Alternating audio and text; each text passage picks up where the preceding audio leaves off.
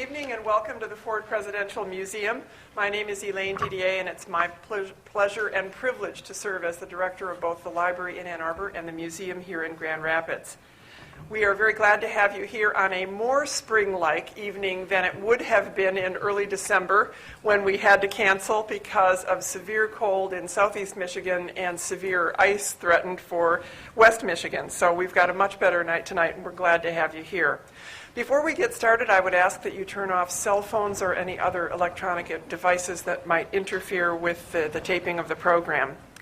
Tonight's program, as is most of our programs, is supported by the President Ford's Gerald R. Ford Foundation. If you're not already a friend of Ford, we would encourage you to become one because that is the vehicle for individuals in the community to provide support for our offering this kind of a program or event. As a member of Friends of Ford, you receive special advance invitations to our program, so we would encourage you to think about joining. With us tonight is Joe Calvaruso, the Executive Director, and also Marty Allen, the Chair Emeritus of the Foundation, and either of those gentlemen or I would be delighted to talk with you about joining Friends of Ford. Our speaker tonight brings a most distinguished resume to grace our stage, and it is a great honor for us to have the Honorable William T. Coleman, Jr. here this evening. He is accompanied by his daughter, Lovida Coleman, Jr., who worked closely with her father on the writing of his memoir. We are also delighted to have attorney and friend John Smietanka with us to moderate the program. Based on the conversations we had yesterday at the Ford Library in Ann Arbor and dinner last night in Ann Arbor and the program and of course during the course today, I can assure you we are in for a very fascinating discussion this evening. William Coleman has had an incredible and distinguished career of service to our government as a highly successful attorney in private practice and as an ardent civil rights advocate who has played a leading role for over half a century. He began his career with early accomplishments by earning both MBA and then law degrees from Harvard University, graduating first in his class. Another first, he was the first American of color to clerk for a federal appellate judge, Herbert Goodrich, and then the first American of color to clerk at the U.S. Supreme Court for Justice Felix Frankfurter. In yet another first, he became the first American of color to join a major law firm in New York City before moving on after a couple of years to join a Philadelphia firm. Our guest is a man of many firsts. In his work for the government, Secretary Coleman has been a counselor to no fewer than 8 presidents. He was senior counsel to the Warren Commission that investigated the assassination of John F. Kennedy, serving alongside then Congressman Gerald Ford.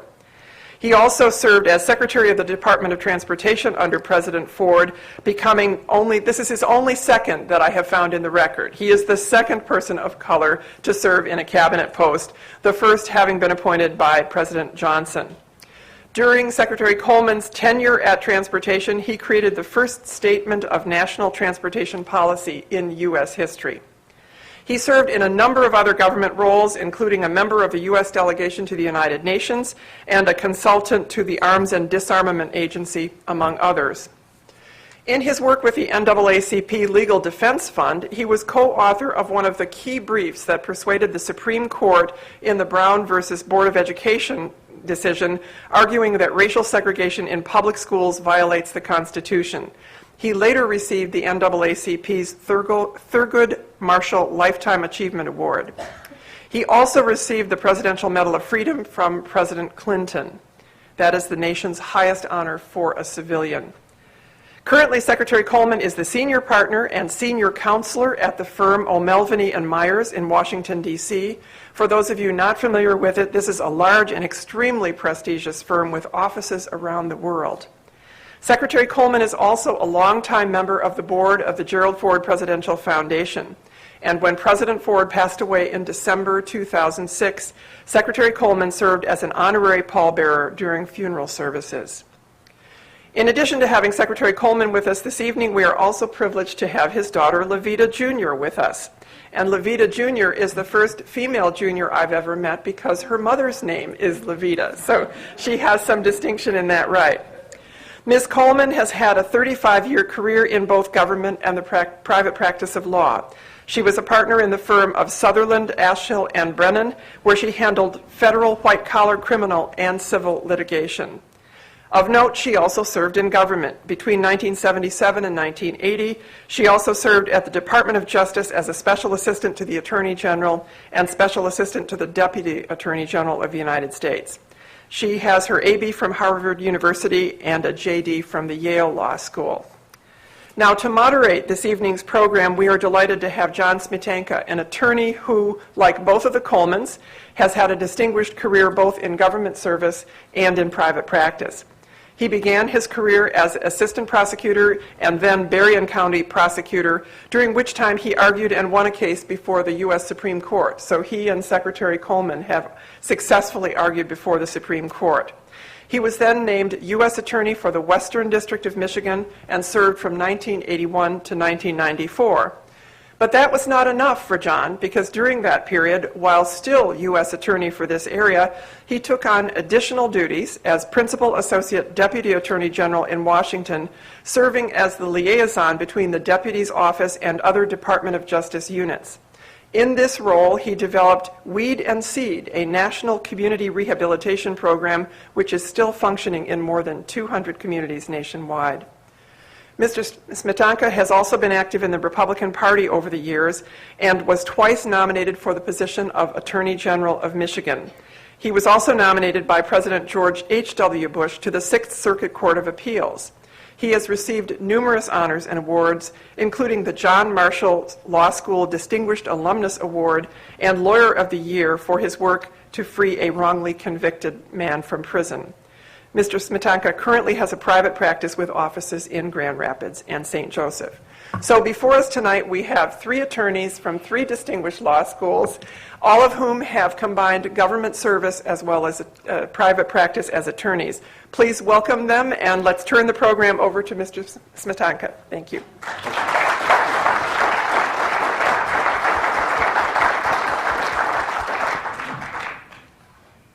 Can I call you Bill? Sure. All right. John. Bill, I have a radio show, and I interview people of all different kinds of backgrounds. But the first question I ask everybody is, where do you come from originally?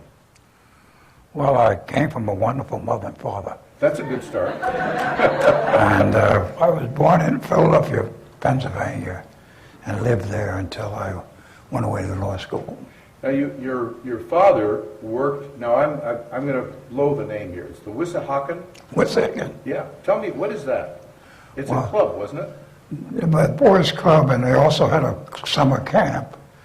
And the boys' club certainly developed a lot of those young fellows that later went on to become stars in the National Professional League. Like who? Well, Wilt Chamberlain and several others. Mm-hmm. You asked me something that happened a long time ago, so Well, I tell you I'll hold what. it every word. My daughter, you have your daughter here to protect you. My daughter, if she was here, would say, "Poor old dad," but then she would kick me in the leg and say, "Come on, you're not that old." So, but you had there was other people at the club. One was Bill Cosby. Bill Cosby, who went on to a great career, and there are a lot of others. And really, there was a period of time where I would say that a lot of young men, because the club then was limited just to men, went on to have great careers either in basketball or some of them in public service or some of them with corporations. And I know that if you had asked me to be prepared, I would have given you a list of about 10 or 15 names, which I'm pretty sure that most people would recognize the name. You know, I've read your book, and I highly recommend it. But one of the things that struck me throughout your book, in your life, is that you have come in contact with names that all of us would recognize, and some of us, many of us, wouldn't recognize, but had tremendous effect on the United States.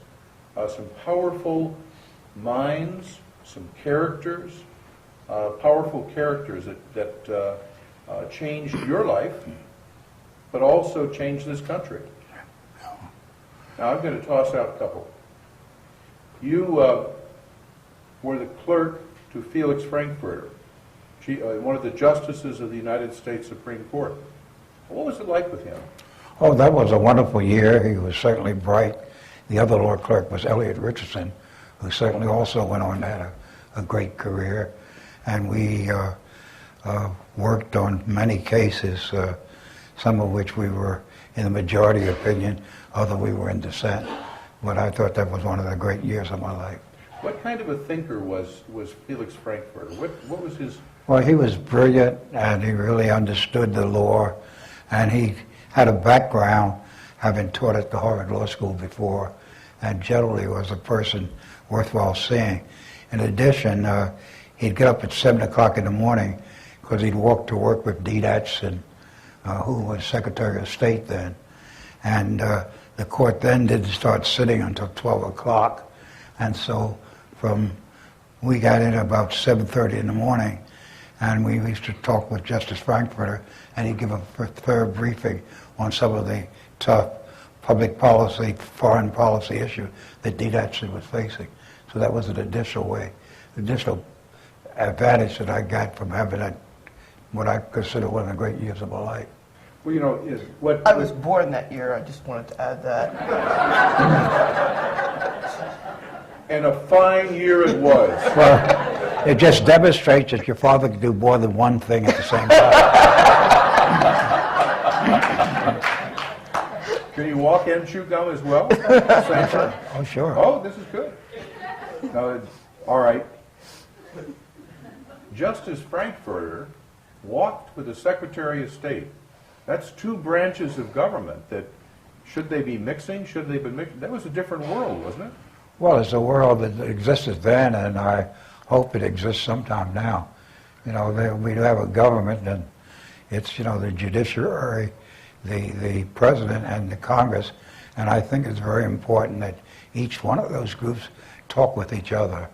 I think the person who is the majority leader of the Senate certainly gets a lot out of the fact that he has the ability to talk to the President of the United States.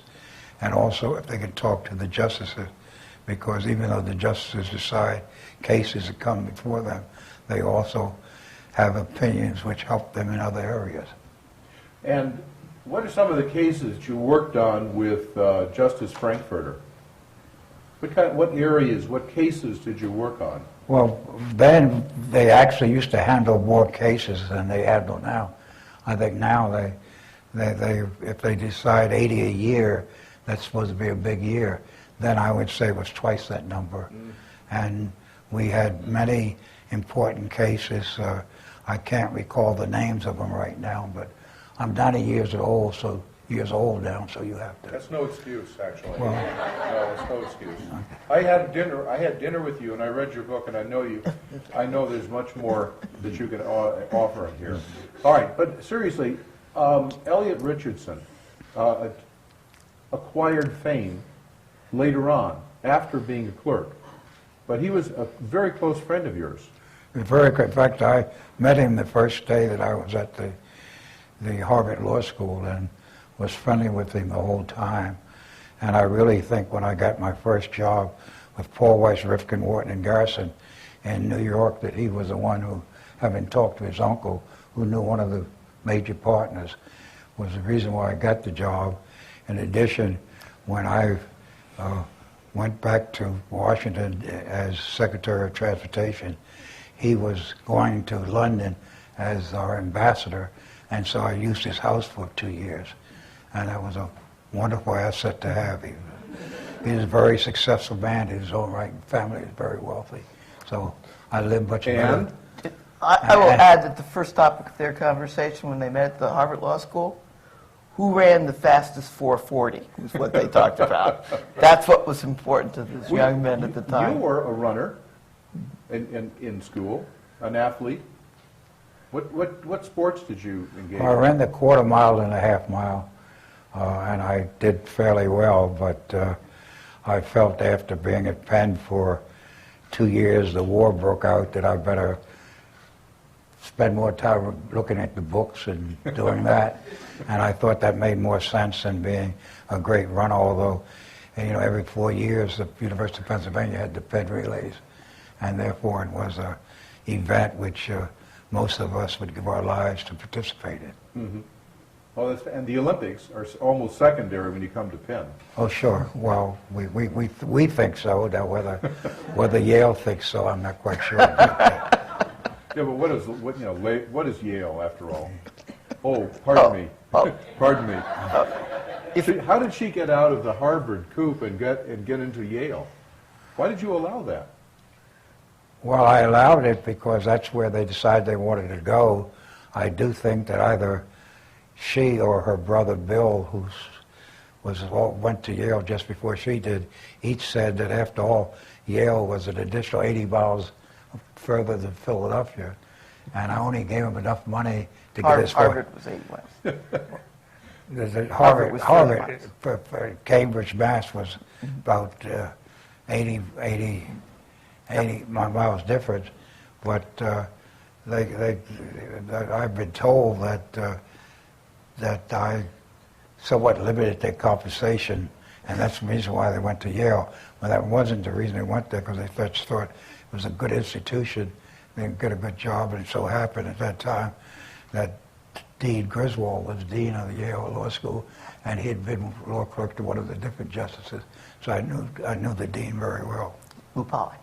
Lou Pollack. Yeah, and but that's part of when I developed from your book. You were open to meeting all different kinds of people and making good friends with all different kinds of people. Why did you go into the law? Well, I went into the law because I felt it offered some real challenges to be of public service, and also to do something that you could do most of your time, but still have time to do other things, the public service or be much involved in certain business. I soon get on the board of corporations like Chase Bank and other banks, and so I had the advantage of doing that as well as practicing law. And you had... Plus the pay wasn't bad. And the pay's not bad, that's right. And you made it better. Wow. As soon as I read your book, I just raised the rates in my firm, because you're way above me.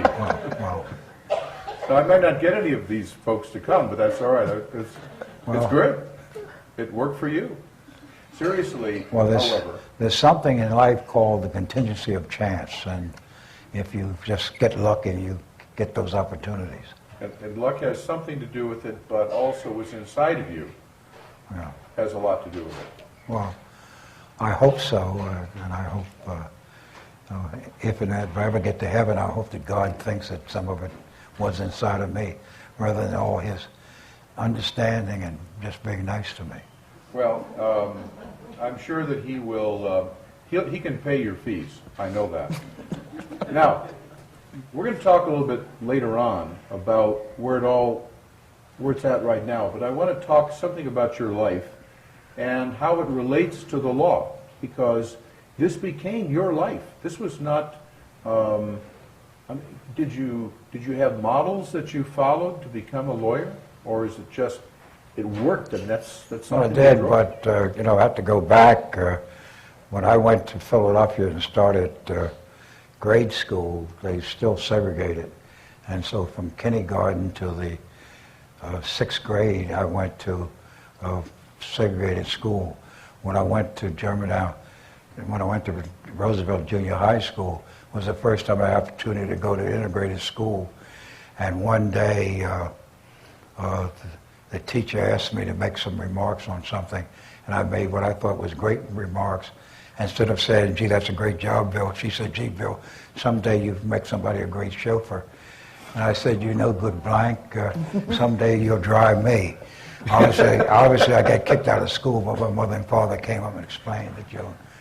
And she became one of my best friends. Ah. Your father would not necessarily approve of remarks like that to teachers. No, he taught himself when he was very young, before he went into Boys Club work. And if he found out that his son made some comments to the teacher, what would he do? Well, at least when I got kicked out, they came up to me and they supported me rather than support her. So at least at that time, he acted like a good father rather than maybe not. No, but he understood. Life is somewhat different today. Yeah. Those were tough years, and there was complete segregation, and therefore you had to be aware of that and try to make an adjustment to it. Did that motivate you? I mean, the difficulties that you had with this teacher who interestingly made a stupid remark, but you made her a good friend at the end. Well, she became a good friend. She was a great teacher, and I admired her very much. And by the time I finished Roosevelt Junior High School, I think she felt I was one of her best students. But had that, and then at Germantown High School, I was on the track team, and I ran well enough to make the Penn relays, and so therefore I thought that was good. But the war came along then, and I felt that I better learn and read those books at Penn rather than spend all my time trying to be a great track star. Well, now let's talk about the Army for a minute, because while you did go into the Army. Yeah, I went into the Army. Well, when the war started, most everybody at the Harvard Law School volunteered almost immediately. But because I volunteered for the Cadet Corps to be a fighter pilot, I had to wait until they called me, and they didn't call me up until about 8 months after I volunteered, so I at least got another half year of school out of it. Well, one of the groups that you came in contact with while you were in the Army was very famous people, the Tuskegee Airmen, and the African-American pilots of color who tried to get into an officers' club. They tried to get in the officers' club, but they wouldn't let them in, and I was able to try a case before the general court-martial, because they were court-martialed for going in, and getting them all acquitted. They thereafter, the Army or the Air Corps changed its policy and began to admit them. Of course, there were a shift in presidents, and Harry Truman was president, and it did make a difference, and so that had some effect on why it happened. But it was a real experience. The whole idea that if you were in school and called to active duty and trained to be a pilot, and you were going to be shot at, maybe killed, and the fact that if you come back and wanted to go to the officers' club in the United States, you couldn't go, that was a very shocking experience. You won that case. You won those cases. Yes. You also met a fellow during the course of that. It was an officer sent down to straighten things out at the base that you were at. Chappie Davis? Oh, yeah. Tell us about him. Well, he was a great officer and a great pilot, and he worked very closely with me. He originally actually was a member of the court-martial, but then he disqualified him. I disqualified him because I felt that he had such a high position in the government that he ought not to sit on the court and have to make a judgment. And we finally won the case, and it was a real victory. Today things are different. You don't think of it, but it was a real tense thing. And once it was over, I think a month before I'd gotten the highest rating in my officers group, but then I got the lowest rating, and they actually wanted to say I should leave the service, but I said, well, you better read your regulations, because the regulation which said that if you got one grade, they couldn't give you another grade for 60 days. And since I was in that course to do that, in addition, I did get a chance to stay in the service, and I got an honorable discharge and went back to the law school. And you weren't even a lawyer at that point. Oh, no. Yeah. Well, I'd had 2 years of law school. Well, that's even better, really. Well, no. You take more risks when you only have 2 years of law school. But when you got that third year, and now you're going to practice law, whoa, now I better be serious. And I wouldn't say that because the man I was defending got about 6 years for violating and going into the club against the orders of the command or the superior officer. So I felt that if I had been unsuccessful, they'd been convicted, I'd probably end up in jail myself. And we're not laughing about that, because that is how you would feel. Oh, sure, yeah. That was the type of world that you came along in law. Well, that type of world, and the world continued even after I finished law school, and I was also had gone to Harvard Business School and got a master's degree in business relationships, so I felt that I was fairly well qualified. But I went back to law school and finished, and then I had the great thrill of clerking for a judge on the Third Circuit, then Supreme Court justice. But after that, I tried to get a job in Boston and New York and Philadelphia and Washington, and I couldn't get a job at any of those places, and it was kind of tough, but finally Paul Weiss offered me a job, and I stayed there 2.5 years. Yeah, but you couldn't, as I recall from the book, you not only didn't get a job, you barely got any interviews. You were first in your class, right, at Harvard Law School, and you didn't get an interview. Well, that's true. Well, but the great thrill thereafter that, particularly with respect to the Philadelphia law firms, I ended up in Philadelphia for a period of time, and there's something called natural gas matters, and so happened that Richard Dilworth, who was a partner in the firm I went with, was an active Democrat, and we got to represent the Philadelphia Gas Works, and that had been represented before by Morgan, Lewis & Bacchus, which was the law firm that had been very difficult with me.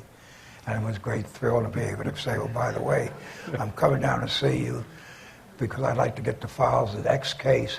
Why do you want them, Bill? I want them because I've been assigned the case, and take the case from them.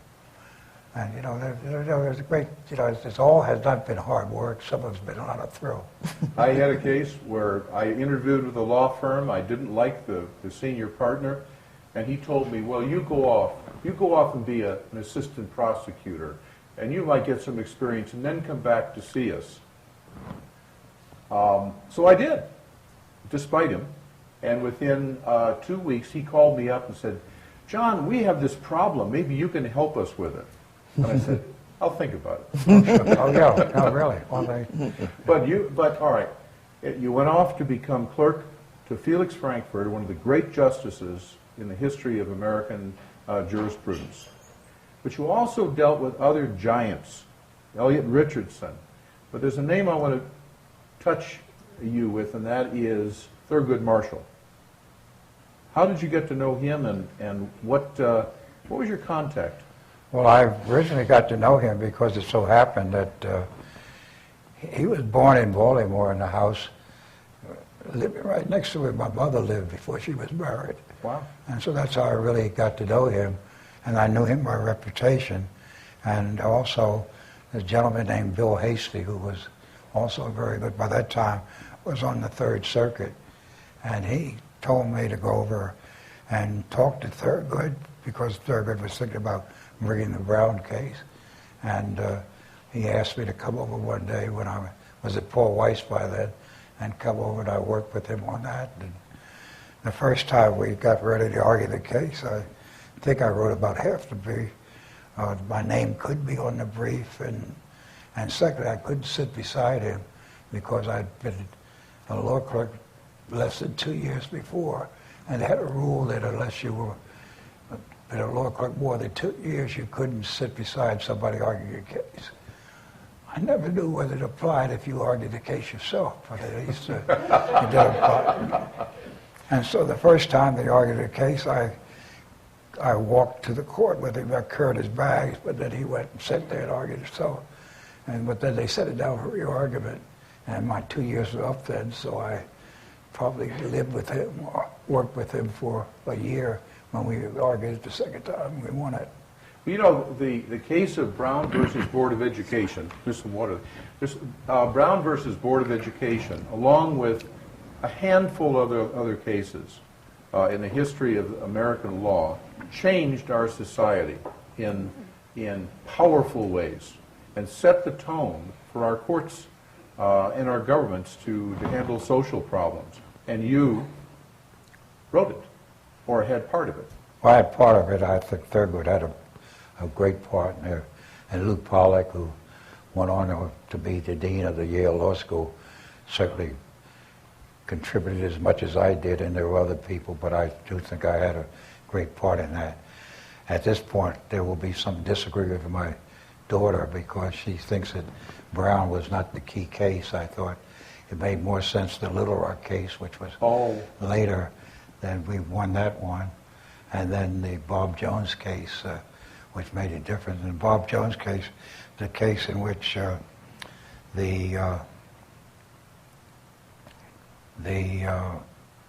Bob Jones University was a charitable university, but they applied and got the federal tax exemption. And then finally, it was determined that they were not entitled to it. And that comes in court. The Supreme Court heard the case and decided the other way. But I had to be called in to argue it because the government had taken that position before, and since they shifted their position, and now we're going to support the people, the Bob Jones people, I was asked to argue that case, and we won it 8-1. We just one justice went the other way. Isn't there always one that doesn't get the message? I mean, it's the way it is. Now, well, usually there was one that didn't get the message, although he told me 2-3 years later, bumped into me, he thought he'd made a mistake. But I said, well, all of us make mistakes in life, and as if you later than sooner recognize it, maybe you're better off. Now, you have said a very radical thing here, that a judge actually said to you that they made a mistake? He said he made a mistake. Oh, he made a mistake, okay. Yeah.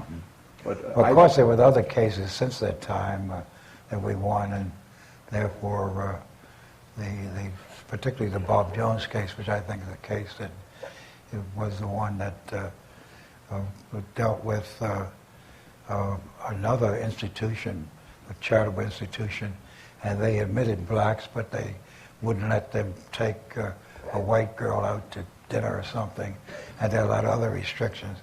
And I was called upon to argue that case, and we won that case, and I think that tended to make a difference. Another case, the Gerard College case, which Stephen Gerard, a very successful person, gave money to Philadelphia to have the Gerard College, which was for orphan white males only, and we filed that lawsuit and won it. After the first time we won it because the city was the trustees, and we said that the house had violated the 14th Amendment.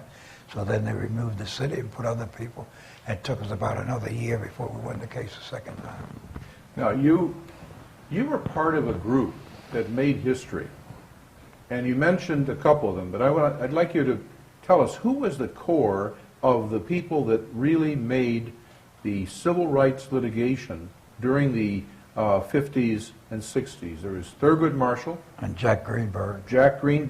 Bob Carter. And several other people that worked for the Hasty was not. Connie? No, Connie Motley. Constance Baker Motley. Yeah. Can't leave out the girl, Dad. But, that's true. But Hasty, by that time, had gone to become a judge in the Third Circuit, so he was not as active as he would have been if he hadn't become a federal judge in the Third Circuit. Now, you were a litigator, tried cases, you argued before the U.S. Supreme Court, you clerked to the Supreme Court. Now, this is more than most lawyers ever could hope for, but we're going to add something to that career. One day, a guy by the name of Jerry Ford called you up. And what happened? Well, he called me up, asked me to come down and see him. And he was President of the United States by that time. And he first asked me would I want to be secretary of the Department of Housing and Development. And I said no, because I felt they had a lot of problems and tensions, and I didn't want to get involved in that. And then he said, well, what about the Department of Transportation? And I didn't realize they had a Department of Transportation. And you don't tell a president, I don't know what you're talking about, sir. So you used to, they said, well, let me think about that. And so I went home and thought about it and said I would do it if he wanted me to do it now. And we managed to get the job. And How did you like it? oh, great. I had 27 months at it, and I found it a very great job. Of course, we lost the election, the re-election, so after that, I figured I had to do something else. What did you think of Jerry Ford? Oh, I thought he was an excellent person, and I've been very impressed, the extent to which, since I've been out here in Michigan, that there's an appreciation of him, and a lot of institutions, or certainly universities, have part of them which is very much devoted for President Ford. And I think he was a very able person. He was a very good person. I think that, I hope we'd won the election. We lost the election. But those are life things that happen. But no, he was a very able person. Now, When I first got to meet him, before he became a president, because when President Kennedy was assassinated, he was one of the congressmen that was asked to go on the Warren Commission, and so he was very active in that. And I've spent a lot of time with him in Texas and in Mexico and other places, discussing whether Oswald was a sole killer, or whether somehow Castro was involved, or somehow the Russians were involved. And we finally resolved that from everything we knew up to that date, that neither one was involved. I think if you read that document carefully, you realize that we said, life may change and you may find out new facts.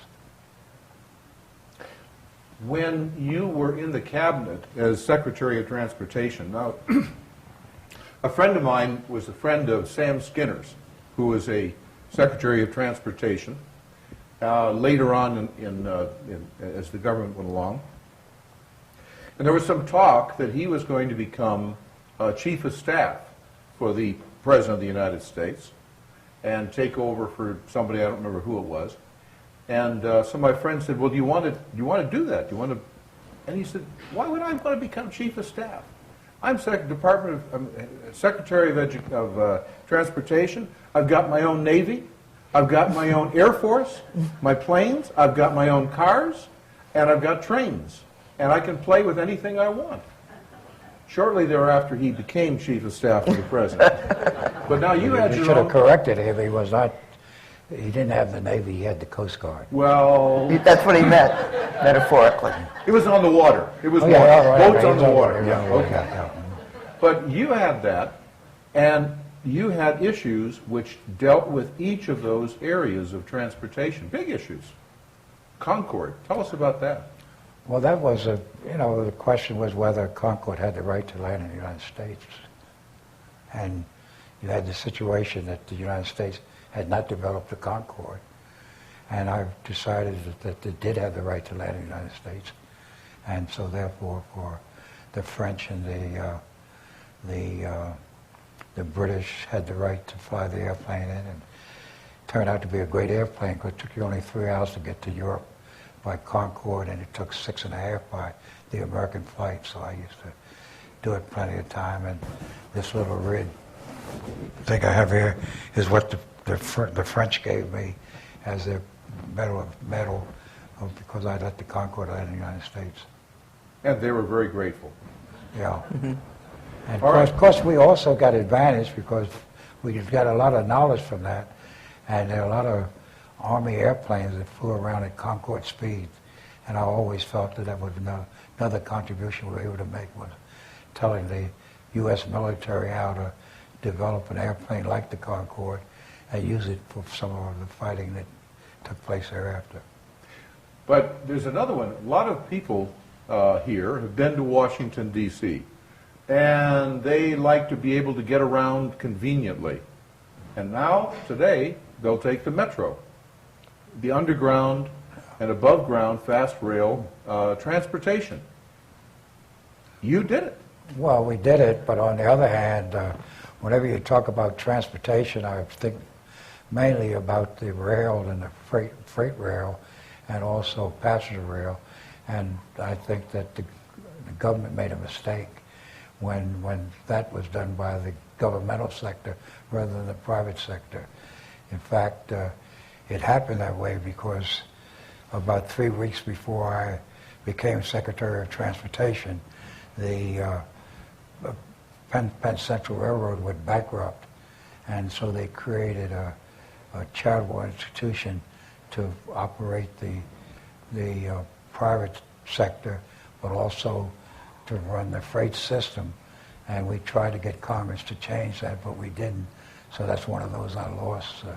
President Ford lost, but we managed. I think now that today there's a feeling that certainly with the freight railroad system that really should be in the private sector with the federal government regulating but not running it. When you left the Department of Transportation, I'm really cutting out a lot of your life but in this book it's just, it's worth reading this book just to catch up with all the issues that were running across your desk and through your hands, from civil rights to transportation to the metro and so on, that you had to deal with. Powerful issues. But I'm going to ask you this. After you left government, you didn't leave paying attention to how government worked. Well, I would say it didn't leave paying attention to how some of the things I did. And they asked me to do a lot of other things, and I was on a lot of commissions and that sort of thing.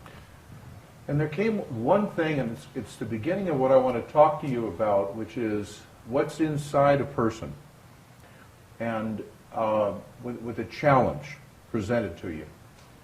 A fellow by the name of Robert Bork was nominated for the U.S. Supreme Court. Now, it's my understanding that you knew of him, or may have even known him. I know him really taught both my kids when they were at the Yale Law School. And liked him, or had respect for him. He was nominated after a distinguished career in the law, academic. He was in the Nixon administration, in the Department of Justice. He was the last person standing on the Saturday Night Massacre. But when the nomination came, you took a position against him. Yeah, well, you know how to call those things that sometimes keep me awake at night, even today, as to whether I did the right thing or not. But I felt that though his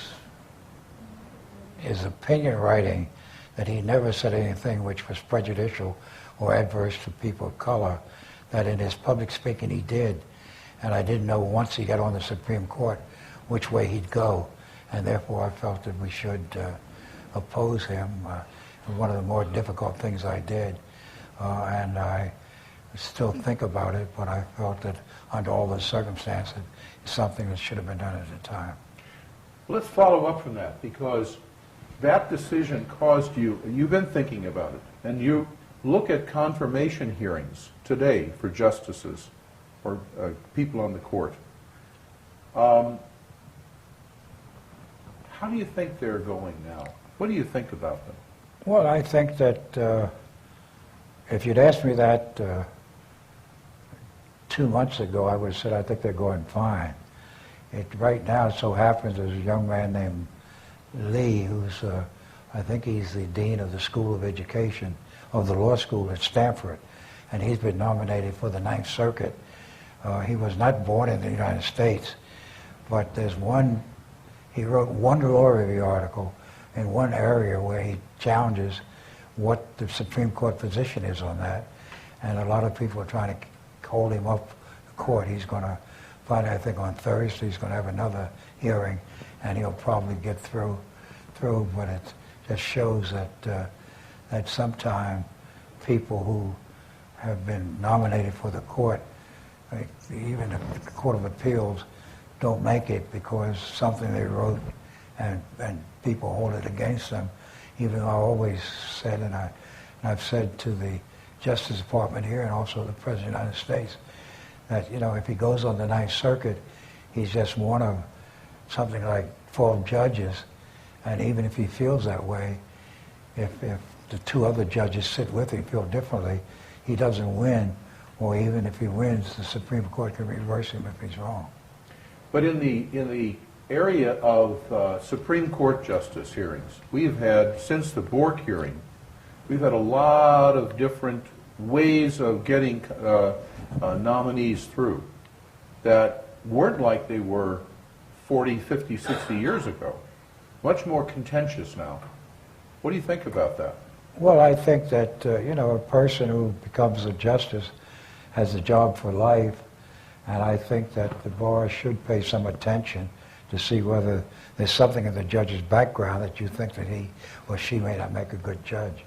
On the other hand, you have to recognize that, you know, a practicing lawyer has a client, and he represents that client, and that client may have a position which is contrary to what other people would have, but you represent that client, and I don't think that you should be held up because you represented a client who had a position which was different from what the normal position would be of most people. Isn't it a part of the mission of the judge, rather of the lawyer, to not necessarily only take the easy cases, take the hard cases, where the person who is charged with a crime or has a grievance against a company or a government needs someone to speak for them. Oh, it's not popular. No doubt about that. That should be the tradition of the great lawyers.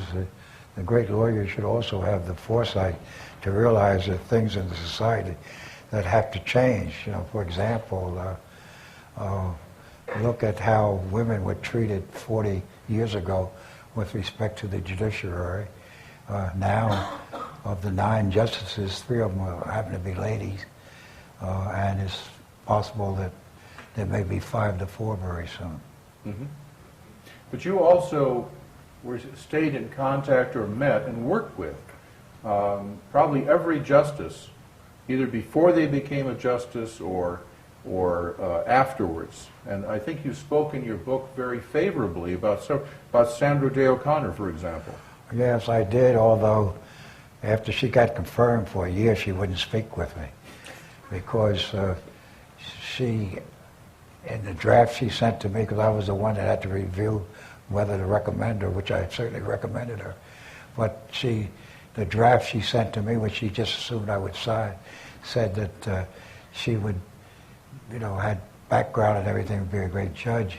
I said, well, you can't say that because you've never had the opportunity, because even though you finished on the law review at Stanford, no law firm would give you a job, so you never had a job as a lawyer until such time as you first got on the court in your state, and therefore you never had the background to say whether you could do the job or you couldn't do it. But I think you could do it, and I will say that I'll write that in the letter, but I won't say that you necessarily already demonstrated you have it. But you haven't demonstrated only because the American people never gave you the opportunity. Well, what do you think about this proposition? That we've gone to, in our Supreme Court today, we've gone to the safe route, if you will, where you get on the court, you've been a judge before, in a court of appeals or someplace else. But we don't have some of the backgrounds that, for example, in Sandra Day O'Connor's position, she had not been a federal judge. That's right. And other people in the past had, Lewis Powell had never been a judge at all. He had been a private practitioner. What do you think about the idea of blending different kinds of experiences on that court? Well, I think they should be blended.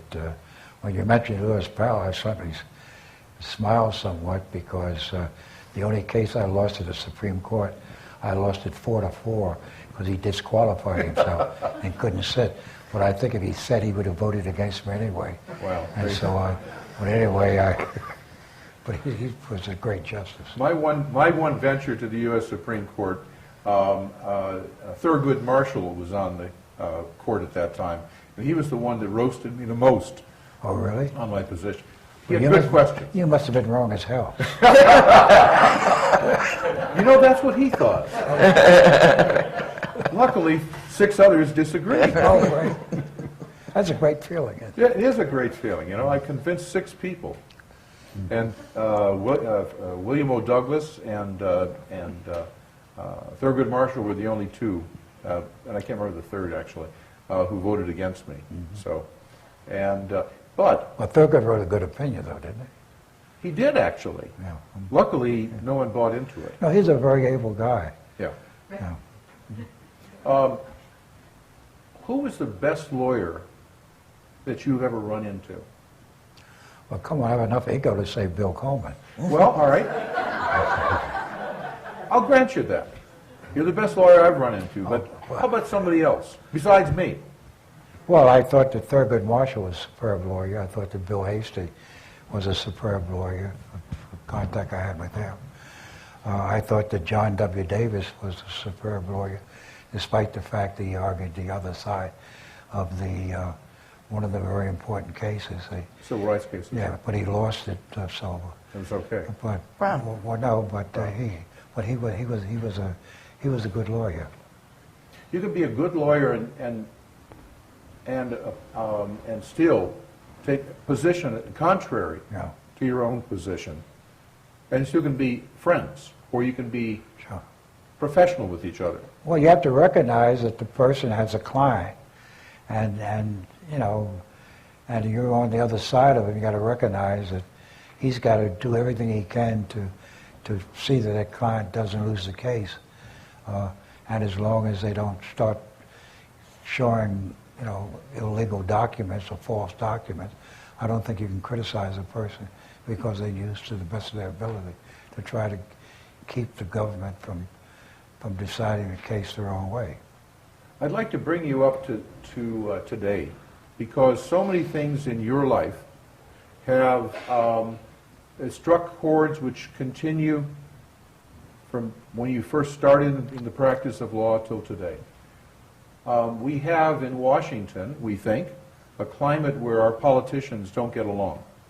Perhaps it's a myth, because there were some pretty rough politics back in Andrew Jackson's day, but right now we have people who are fighting with each other, and you have allegations, the media, the liberal media is running the country, or Fox News is running the country. How does this all sit with you, with the long view that you've got? Well, if you'd asked me that question 2 weeks ago, my answer would be different than it is today. How about giving us both answers? Well, it answered differently because the person who is the majority leader of the Senate called me and asked me to come over and talk with him for an hour. And we talked about various issues, and I left there feeling that he was a much more rational, reasonable guy than I thought before. He knew I was a Republican. He didn't ask me what my political background was, but we agreed upon certain cases or certain issues that he had before him that we were going to work them out. So it's a good idea then for Republicans to talk to Democrats and vice versa. Well, And sure. work with them. Well, actually, I think, you know, if you have an issue which requires congressional action, or at least make sure that there isn't congressional inaction to prevent something from happening, you should talk to the people on the Hill. And most of them are pretty able people. I'm pretty sure one of the reasons why the majority leader of the Senate called me over was that 4 years ago, when he was running, I had a fundraiser for him, and a luncheon, and it went quite well. So I think that had something to do with it. But we talked about some real tough issues, the budget and that sort of thing. And I was very impressed that even though a couple of issues, the staff kind of looked at me kind of funny, that he, you know, really gave me an opportunity to talk with him and joke with him, laugh with him, and try to give him my ideas about certain issues. Well, you know, the budget right now is occupying so many people's minds down in Washington. And it is out here as well. And what do you think about where should we be going? Where are we going when it comes to this life or death economic issue of whether we spend more than we have or so on? Well, we certainly should resolve the issue on the budget. The Republicans want a $60 billion deduction, and I think that most of the Democrats agreed to about $30 billion. I hope that between now and the 18th of this month, April. that they can resolve it properly. What's the lodestone? What's the key? Do we go for a balanced budget, or do we continue to fund this program or that program? How do we work these things out? Well, the key is that we are spending, and we spent for at least the last 10 or 15 years, more money than we've taken in. And it's kind of hard to tell people that you got to stop doing that, particularly when over a period of 10 or 15 years, they've developed procedures where they can get away with it. And I just think it's something that really is a real challenge and called upon. I hope the president gets much more actively involved in it. In fact, I hope like hell that I can get him to come up to New Hampshire for about 2 or 3 days to talk it over with him to really try to work it out. Kind of put him in a room and a closet, and you talk to him and put some... No, well, we talk with each other. He not only was on the Harvard Law Review, he was president of Harvard Law Review. So I assume he's brighter than I am. Well, now wait a minute. You were first in your class. Yeah, but he was president of Harvard Law Review. I missed being president by 4 votes. So. Is that higher? Well, I would rather be first in my class, but that's all right. Well, I don't know at the time if I'd been president of the Law Review. Okay. I thought that was more important. You were awarded the Presidential Award of Freedom by President Clinton. That must have put you in a place where you got to think about that whole range of your life. Was it worth it? It was worth it, although I must say that I still have some guilt feeling, and that my son was Bill Clinton's roommate the first year at the Yale Law School. And I never knew what that had to do with it or not. So. No, but Bill Clinton is a very able person, and I felt that he had some tough issues, and I felt that he handled most of them. And on several issues, I helped him get the result he wanted. And so when he asked me, would I do it, I said certainly. Though I must say I still have some feeling of restraint because my son was his roommate's first year at Yale Law School. A college roommate knows everything there is to know, right? Well, Lovida? Lovida? Now, Bill Clinton had an ability to be secretive in ways that I think that not everything was known, but he was a well-known quantity, yes. yeah. He's a very able guy. He is, absolutely. I had a chance to watch him campaign in the '92 campaign over at a rally. I have never seen a person, I've seen lots of presidential candidates and presidents, I have never seen anyone who could work a crowd like he could. It was unbelievable, unbelievable, powerful. But most of those people that decide they're going to run for president are pretty attractive people. And there are very few of them you say, well, gee, I think that guy would be, or that woman would be terrible if she got the job. And I think with the American people have to think of that's a very important job, and a person who's been in the Senate or the House for years or been governor of a state, that you ought to really give him or her consideration and really weigh it. It's a difficult decision sometimes, but I think it ought not to be based upon, certainly not based upon race, or not to be based upon which party he belongs to and whether he's a Republican or Democrat. You ought to just really think it through and weigh it. And I hear you lost only by 4 votes at the time, and you I did 4%. 4%. Yeah, 4% I lost. So you were so persuasive, when you told me that the second time, I thought you said 4 votes. I'm a trial lawyer. Oh, sure. Now, when you look back, who is the one person that strikes you in public life that has, other than yourself, has made the greatest contribution to this country? I wouldn't begin to know how to answer that question. I think there have been a lot of people that made great contributions. I was involved somewhat in the Second World War, and I'm pretty sure that fellow was drafted to be a sergeant, became a sergeant or something, and held that line one time when the Germans were charging up, made a great contribution to this country if he protected his people. And I think the same way with President. I don't think I'm qualified to even think of trying to pick out the best of the group. Now, if you ask me for a series of names, I give you a series of names of people I think are very good people. Sure.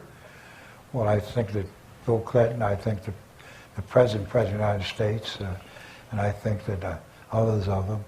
And I had a much better feeling about Nixon than most people did until very near the end. And I certainly think that President Ford was more than qualified to be President of the United States. One of the things in your book which I found interesting is that you talked about a danger in our society that you would like to see us to pay attention to. And that was, I think you said that there are many people who went to the finest schools, who got the highest grades, who met each other and kept reinforcing each other throughout their careers. That maybe it would also be good to have people who didn't fit into that mold brought more into the government, the political life of this country. Do you remember putting that out? I frankly don't. All right. But having said it, I would defend it by saying that there are some people who did not get the opportunity or had one crisis in their life and may resolved it in a way which you would not have resolved it. And now I think they have the ability and talent to get into that group at the White House or that group in the Senate or the Congress or in political life and really try to weigh the issues. They're difficult issues. But I do start with the presumption that our country, through all of our difficulties, probably are the best country in the world. And we have great challenges, and we have to learn how to solve those challenges and meet them. But I don't think that you do it by disqualifying everybody who was in the government before and maybe made a mistake or two. There are very few. The only person I know in my life that never got it wrong at all was Jesus Christ, and I never really met him, so I've heard that by rumor. But John, let me play my dutiful job as the daughter and say, if we want to keep him pumped up for questions. We'll move on. Yes. Elaine, are there questions from the audience? Ma'am. How do you feel about the proposition that I can't hear you. I'll repeat the question for you. Go ahead. about the idea of having the Supreme Court justices have a limited number of years to serve instead of their lifetime? How do you feel about a term for Supreme Court justices as opposed to a lifetime tenure? Well, I believe in the lifetime tenure. That doesn't mean that if there's a justice that has been there for 20 or 25 years and you really feel that he or she is not performing the way they shouldn't perform, that somebody in the government ought to have responsibility, one, to tell them. And if by telling them doesn't help, to tell other people that they have great respect for, to try to persuade them to get off the bench. But I do think it's one job that I know some people have had it for 5 years, and in my judgment were terrible at the end of 5 years. And other people have been there 25 years and always seem to do the right thing. Good. Any other questions? Having been a member of the Warren Commission, is there any piece or two pieces of evidence or facts that came out that impressed you as being all informative or inclusive or incriminating? Having been counsel for the Warren Commission, are there any one or two facts which you came across which were most convincing to you on the positions that you came up with on the Russians and the Cubans? Well, I would say that the most convincing was that checking as best as I could all the issues the other way, I felt there wasn't evidence that really supported them. And some of it was close because Lee Harvey Oswald, had married a Russian girl, and not only that, but he'd gone back to Russia and was active in their military for a time, and there was some feeling that the Russians felt that he wasn't that good a fighter, but he won the top medal in the U.S. Army, so he must have been. And say with Castro, I certainly felt that there's enough tension between the two countries at the time that one had to do a lot of looking. As I said, we spent many a time looking. President Ford worked very hard on it. And many of us entered the room with the presumption that they had something to do with it, if no more, than say, if you get it done, I'll pay you for it. But we couldn't find any evidence to that effect, and sooner or later we felt that we had to do an opinion which said that. But I think you said earlier that that was based on the evidence that you had at the time, and you were always open to any other evidence that might be out there. Well, sure. Well, we would, although many years have gone by, and each year the things go by, I say, well, gee, President Ford was certainly right, and I was right rather than being wrong. Any other questions? Yeah, you mentioned about, he mentioned about an incident that he had to go to the Mayflower Hotel to eat and they wouldn't allow him in there. They didn't tell him. Did he ever eat in that hotel afterwards? Did you, in the book you talked about an incident where you went to the Mayflower Hotel but were not allowed to eat. Did you ever go back there to the Mayflower? Well, I've been back to Mayflower many times, and I can't eat there now. Does the food But taste given a better? certain New York governor, a former one, he does not go above the first floor. What's that? Ignore that. Any other questions? Yes. The Warren Commission was before I was perceiving the actions of it, but why is that issue never really fully resolved in the public as a whole? Or there's always a smoldering that. Well, it's a close question. You know, I mean, Kennedy was a popular president, and it's kind of hard to find out why Lee Harvey Oswald would decide that the thing that he had to do in life was kill the President of the United States. And it's really tough, and there was a lot of argument the other way that, no, it wasn't that the Russians were involved, or Castro was involved, and we did the best we could to resolve it, and so far nobody's proved that we've been wrong. Any other questions?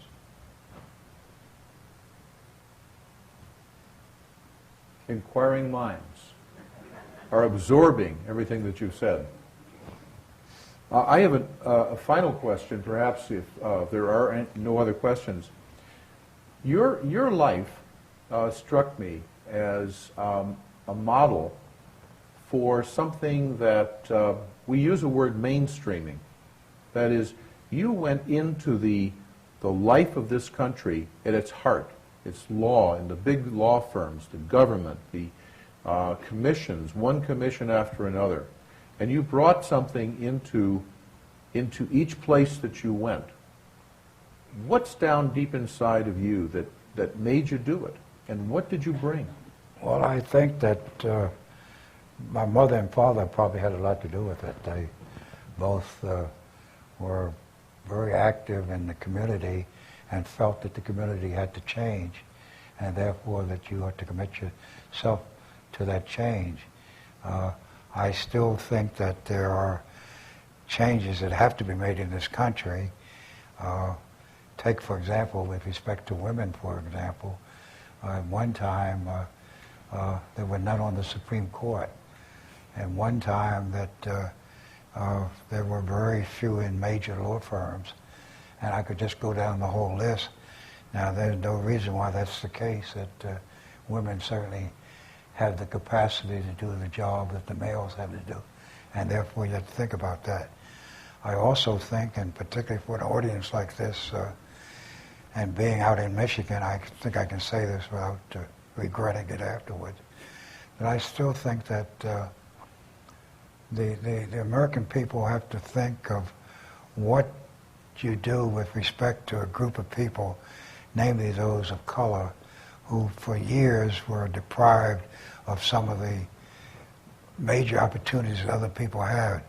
I think that today is so much different from in the past, but I do think that's still a commitment that we all have, both with respect to the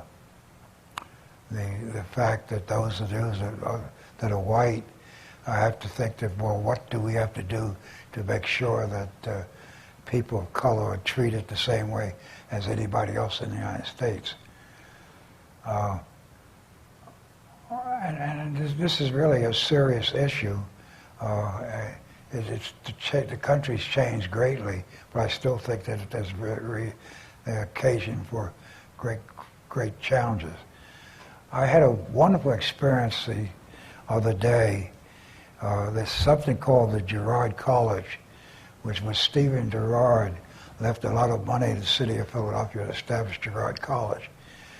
And it took only white boys. Finally, we won the case where they had to take other people, and now, instead of being 100% white or 90% white, it's about 10% white.